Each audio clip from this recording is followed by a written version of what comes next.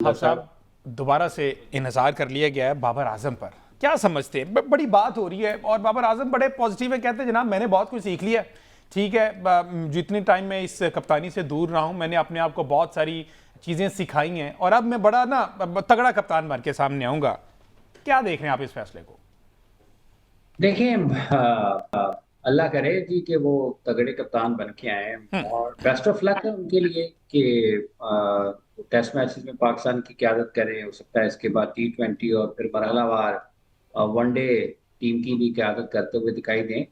तो वो कुछ करेंगे तब पता चलेगा कि वो क्या है, क्योंकि अभी तक तो क्रिकेट नहीं हो रही, सिर्फ बातें हो रही हैं बिल्कुल ऐसी। और बातों का कोई मुकाबला है नहीं किसी के साथ। तो बातों की हद तक तो वो जो कहते जा रहे हैं वो सुनते चले जाएं, लेकिन जो बात कर रहे होते हैं वो कहीं ना कहीं आपके ख्यालात या जो आप इतनी अगली तरतीब दे रहे होते हैं उसका इजहार होता है। तो अभी तो सिर्फ बातें हैं। जब वो बनेंगे, वेस्टइंडीज जाएंगे, खेलते हैं, देखते हैं क्या होता है। लेकिन जो सबसे एक तशवीशनाक बात है जो कप्तानी के हवाले से, जो कप्तान के करने के काम है, जो आकिब जावेद साहब ने इस प्रेस कॉन्फ्रेंस में बताए थे कि उसने डीआरएस करना है, उसने टॉस का फैसला करना है और उसने ओवर रेट को मेंटेन करना है। एक और चीज़ थी वो मेरे ज़हन से निकल गई है क्या है। लेकिन जहाँ तक ओवर रेट का ताल्लुक है उसमें भी सारी टीम इन्वॉल्व है। डीआरएस में सबसे ज़्यादा मैटर करता है आपका विकेट कीपर, ठीक है, और बाकी जो बेहतर पोजीशन में होते हैं वहाँ पे या बॉलर कर रहा होता है। कप्तान का तो सिर्फ ये है कि वो चूँकि लीड कर रहा होता है, वो उसने उसकी इजाज़त दे दी। वो कहीं वो वाला तो पॉइंट मिस तो बाकी नहीं करके वो जिसमें वो कहते हैं यस सर करना है? तो यही है ना। तो कप्तान के करने के काम तो क्रिकेट में भी और बहुत सारे होते हैं ना। इयन मॉर्गन को आप देख लें, रिकी पॉन्टिंग को देख लें, या फिर रोहित शर्मा की कप्तानी खत्म हुई है जो 2024 में उन्होंने वर्ल्ड कप जीता है, उसमें किसकी कॉल थी कि विराट ओपन करेगा। तो कप्तान के जो असल करने के काम है तो वो तो उसको करने नहीं दिए जाते, ठीक है।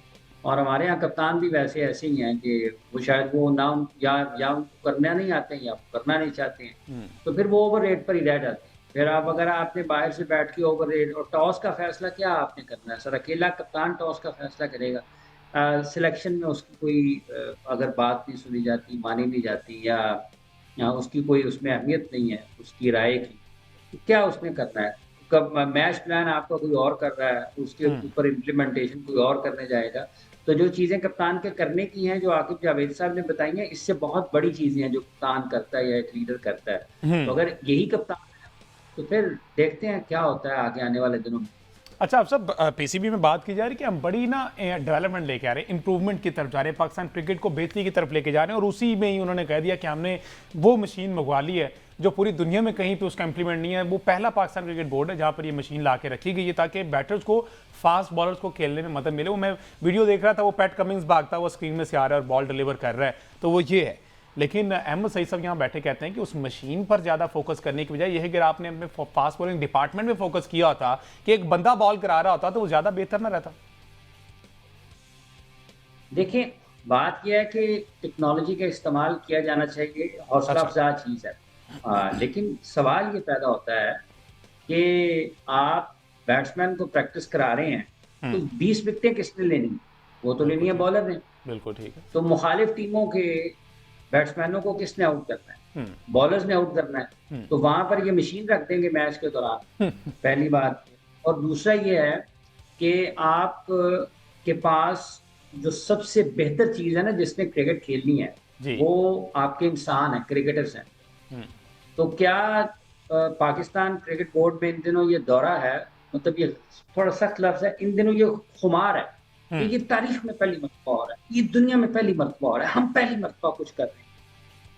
आप पाकिस्तान में जो इस वक़्त हो रहा है ना, जो आपको हर तरफ से बुरा भला कहा जा रहा है, आपके जो नतायज हैं, ये भी पहली मर्तबा ही हो रहे हैं, इसका भी एतराफ़ कर लें।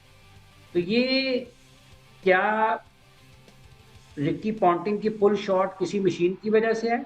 नहीं। क्या रोहित शर्मा की पुल शॉट किसी मशीन की वजह से है? क्या बेन स्टोक्स की बैटिंग जब वो करता रहा है या आखिरी मैच में उसने 50 ओवर्स किए हैं, ये किसी मशीन की वजह से है? ठीक है, आज की दौर की क्रिकेट में ये जो लंबी पारियाँ लगाता है जो रूट, ये किसी मशीन की वजह से है।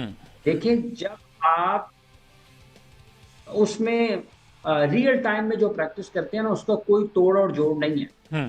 देखिए, आपके पास उसामा मीर थे, उस्मान कादिर थे, मोहम्मद नवाज़ थे, एक और स्पिनर कौन से थे, एक दो और भी स्पिनर थे, खुशदिल शाह भी आपके पास रहे, खेलते रहे, ठीक है। लेकिन आपके शादाब खान भी, आपके बैट्समैनों को स्पिन खेलना नहीं आता, ठीक है। शाहिन अफरीदी, नसीम शाह, हारिस रऊफ, मोहम्मद हसनैन, शाहनवाज धानी, अरशद इकबाल, आपके पास अच्छे खासे फास्ट बॉलर हैं। आपके फास्ट बॉलर, आपके बैट्समैनों से वो फास्ट बॉलर्स भी नहीं खेले जाते। तो ये सिर्फ करने की बात है। देखिए बात यह है कि आप, बजट आपके पास है ना, जी। तो आप जो चीज़ें बनी हुई हैं वो खरीद सकते हैं। लेकिन अगर इन तमाम चीज़ों के बाद भी क्रिकेट का मयार बुलंद नहीं होता और आपके नताइज ठीक नहीं आते, तो फिर उसका उसका हल क्या है? आप वापस जाएँगे ना, रियल टाइम की प्रैक्टिस पे वापस जाएँगे। क्या शोएब अख्तर किसी मशीन से 100 किलोमीटर पे गए हैं, 100 मील पे गए हैं? बिल्कुल ऐसा ही है। 150 की उनकी पेस थी, ठीक है। क्या सकलैन मुश्ताक किसी मशीन पे काम करते थे? या अभी की हाल की क्रिकेट में आप देख लें, ये बातें करने की हद तक है। वो तो आप जिनका आपने हवाला दिया है इस बोर्ड का, जो उसके मीडिया डिपार्टमेंट का हाल है, वो सबके सामने है। जिस किस्म का कंटेंट वहाँ से सामने आता है, वो आपके सामने है। और आप इनको ये तो कहते हैं जी कि हमारे पीएसएल में भी बहुत कुछ हो गया। ये तो नंबर्स के ऊपर बता रहे हैं। और जो सबसे ज़्यादा हैरानकुन चीज़ है कि बैट्समैनों को प्रैक्टिस करानी है मशीन में, सिलेक्शन होनी है डेटा के ऊपर। भाईजान ये फिर दर्जनों दर्जनों लोग किस लिए हैं? इनको फारिग करें फिर, मशीनों के हवाले करें सारा कुछ और चले जाएं अपने अपने घरों में, फिर क्या जरूरत है? ये जो एक इंसानी अमल दखल है क्रिकेट में, आप उसको एलिमिनेट करके किस तरीके से कह सकते हैं कि आप दुनिया में बहुत ज्यादा आगे चले जाएंगे? टेक्नोलॉजी किसने बनाई है? इंसान ने। जो बनाने वाला है सर, वो उसकी कोई वैल्यू नहीं है फिर। जो क्रिकेटर्स हैं आपके, अगर अगर ये मशीनें इतनी मौसर थी, तो इन तमाम लोगों से पूछें बाबर आजम को कितने साल हो गए हैं वो अपनी उस बैटिंग परफॉर्मेंस पे वापस नहीं आया। अगर ये टेक्नोलॉजी और ये दिमाग इतने अच्छे थे, तो 145 से 50 के दरमियान में गेंदबाजी करने वाला शाहीन कहाँ है? 145 और 50 के दरमियान में गेंद करने वाला हसनैन कहाँ है? 145 और 50 में गेंद करने वाला नसीम शाह कहाँ है? कि वो क्यों खराब हो गए हैं ना, वो वापस क्यों नहीं आए?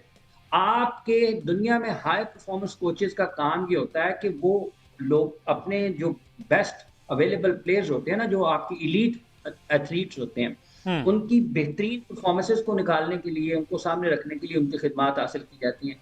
वो हमारे हाई परफॉर्मेंस कोच जो है ना, वो खिलाड़ी की कारकर्दगी में अगर कहीं ना कहीं झोल आ गया, खराबी आ गई, वो कहते जाओ जी डोमेस्टिक क्रिकेट से जाके खेलो। तो ये क्या, ये सिर्फ रीजन है? अगर उसकी पेस नीचे है, तो भाईजान पहले ये तो बताए ना कि उसकी वजह क्या है।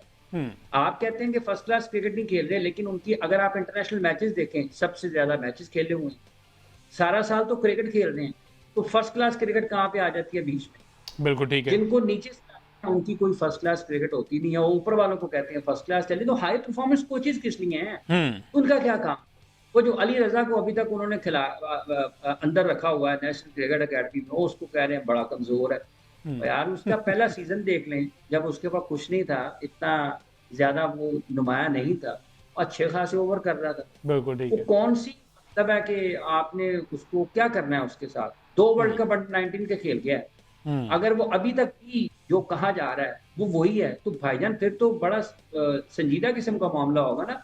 वो उसके बाद में आने वाले पता नहीं कहाँ से कहाँ चले गए हैं। बिल्कुल ठीक वो है। अभी तक उस पे काम कर, बिल्कुल ठीक है। अनफॉर्चुनेट है ये जी। जिस तरीके से क्रिकेट को चलाया जा रहा है और जिस अंदाज से उसको एक्सप्लेन किया जा रहा है, ये पाकिस्तान की क्रिकेट की तबाही की बहुत बड़ी वजह है। अच्छा, ये ठीक है, मशीन के ऊपर जो बात हो रही है, इस पर अगर आप मुझे इजाज़त दें, एक बात मैं ऐड कर दूं। देखें, एक चीज़ होती है आपका स्किल, एक चीज़ होती है बॉडी लैंग्वेज। टेस्ट क्रिकेट में आपके असाब का इम्तिहान सिर्फ बॉलिंग से नहीं होता। बॉलर जब आप ऑस्ट्रेलिया में जाएं, ऑस्ट्रेलिया वाले किस चीज़ से मशहूर हैं? ऑस्ट्रेलिया वाले मशहूर हैं कि बॉल करवाने के बाद वो स्लेजिंग करते हैं, वो आके आंख में आंख डालता है, वो आपके साथ एग्रेशन। मशीन ये काम नहीं कर सकती। और आप जब तक टेस्ट क्रिकेट में एक बैट्समैन को लंबी इनिंग खेलने काबिल नहीं बना रहे, उस वक्त तक आप कुछ भी नहीं कर रहे। आप उसे 500 बॉलें खिला रहे हैं, लेकिन आप उसे ये नहीं बता पा रहे कि प्रेशर कैसे हैंडल करना है। आप उसे 1000 बॉलें खिला दें, लेकिन आप उसे ये ना बताएं कि जो साइकोलॉजिकल प्रेशर जो डील करना होता है, मतलब वो तो हर बॉल के बाद आके स्लैश करते हैं ना ऑस्ट्रेलिया वालों की। आप तारीख निकाल के देखें, पूरी एशेज सीरीज आप निकालें, एशेज सीरीज में मेरा ख्याल है इतनी बॉलिंग जितनी वहां स्लेजिंग होती है। तो ये काम मशीन नहीं कर सकती। जब तक आपका प्लेयर असाबी तौर पर मजबूत नहीं होगा, उसका स्किल वो उससे मैक्सिमम आउटपुट नहीं ले पाएगा। बिल्कुल ठीक।